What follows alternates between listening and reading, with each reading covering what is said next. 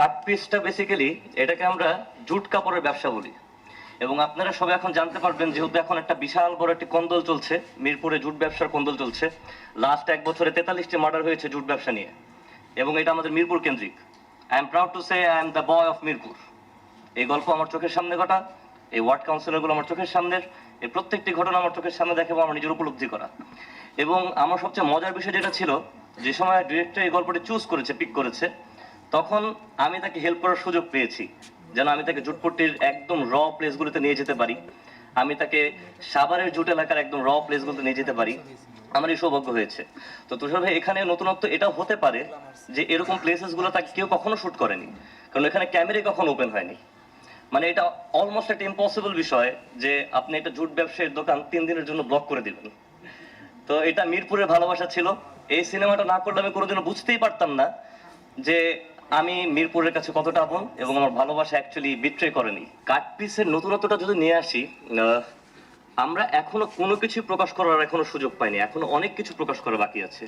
দুর্ভাগ্যবশত আমরা এখন আমাদের মোশন পোস্টারটা দেখাতে পারিনি দেখে। যে সময় এটা সাউন্ড সহ একটুখানি বাড়ি পড়বে, আমার বিশ্বাস যেটা অন্যান্য মানে অনেকগুলো প্রোডাকশন থেকে প্রত্যেকের একটা আলাদা আদা আছে, আলাদা একটি টেস্ট আছে, একটি আলাদা মজা আছে।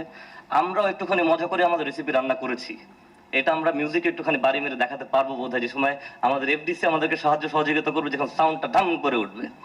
তো হয়তো বা এইসব জিনিসপত্র আছে আমাদের কাছে। এবং নায়িকার এই মালা চরিত্রের যে লুক, এটা একটা নতুনত্ব। যে সময় আমরা এখনো ঠিক মতো যেহেতু পোস্টারটা দেখতে পারিনি, এই লুকটা এখন পর্যন্ত হয়তো ইমপ্লিমেন্ট হয়নি অন্য কোনো ক্যারেক্টারের ক্ষেত্রে।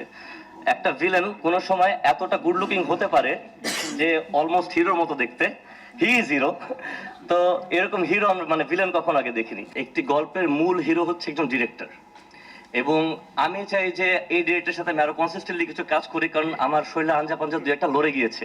আমি ভাঙ্গার আগ পর্যন্ত কাজ করতে চাই, কারণ আমি দেখতে চাই যে সেটে সে আমাকে কতখানি দাপড়ানি দিতে পারে। এটা শুধু আমার কথা না, আমার ডিওপি আছে এখানে সাজ্জাদ, আমার লাইট গ্রাফার রিয়াদ, যেখানে এমন জায়গায় লাইট করেছে যেখানে আসলে একজন চামগাদার বিনাহি উঠতে হয় মেরে ভাই। ঠিক আছে, ওখানে উঠে গিয়েছে আমার ড্যান্স কোরিওগ্রাফার তানভীর, নিডো ভাই, they all did a really great job. তো এই টিমটা, আমি চাই এই টিমটার সাথে আরেকটু কাজ করতে। You can say that is a crime thriller, and the most important thing is আমাদের সবকিছুর ঊর্ধ্বে থাকে আমাদের দেশ, আমাদের মাটি, আমাদের বাংলাদেশ।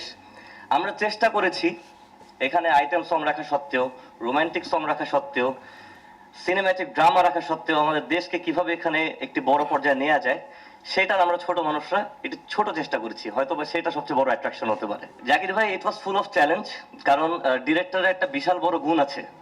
ডিরেক্টর যখন অ্যাকশন বলে, তার কাট বলতে ইচ্ছা করে না।